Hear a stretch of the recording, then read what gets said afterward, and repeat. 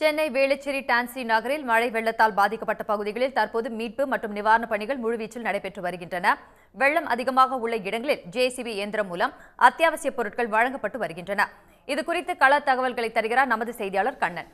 கண்ணன், தற்போது என்னென்ன உதவிகள் செய்யப்பட்டு வருகின்றன? முழு விவரங்களையும் பதிவு செய்யுங்க.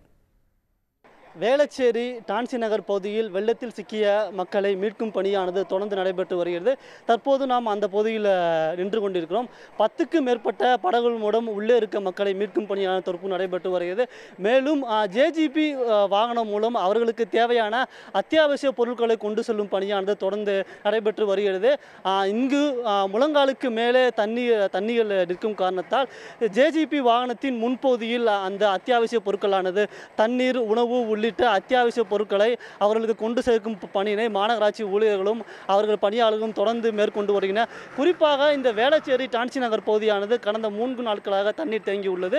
இந்த பகுதியில் தொடர்ந்து 10க்கும் மேற்பட்ட படகுகள் மூலம் மீட்பு பணியானது தொடர்ந்து மேற்கொள்ளப்பட்டு வருது.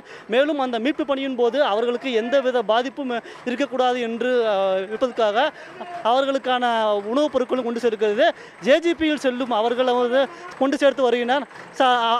அவரிடம் பேசலாம். இந்த உணவு கொண்டு போகிறதுனா நான் இந்த கவுன்சிலருங்க 177வது கவுன்சிலரு வேளச்சேரி மணிமாறன். நம்ம முதல்வரோட ஆணைக்கு இணங்க மக்கள் மீட்பு பணியில் 3 நாளாக இரவும் பகலும் பாடுபட்டு இருக்கிறோம். இப்போ சாப்பாடெல்லாம் ஃபுல்லாக எடுத்து போகிறோம். சாப்பாடு தண்ணி எல்லாம் எடுத்துகிட்டு போயிட்டு பாதிக்கப்பட்ட மக்களை அப்படியே எடுத்துன்னு வரோம் சார். நேற்று மாண்புமிகு சுகாதாரத்துறை அமைச்சர் வந்தார், எம்பி வந்தாங்க. முதல்வரோட ஆணைக்கு இணங்க வல்ல கடுமையாக உழைச்சின்னு இருக்கும்.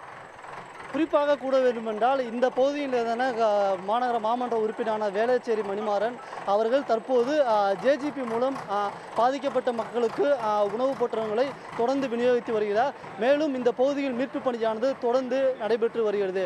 ஒளிப்பதிவாளர் மகேஷுடன் செய்தியாளர் கண்ணன். உடனுக்குடன் செய்திகளை தெரிந்து கொள்ள சன் நியூஸ் பெல் ஐகானை கிளிக் பண்ணுங்க.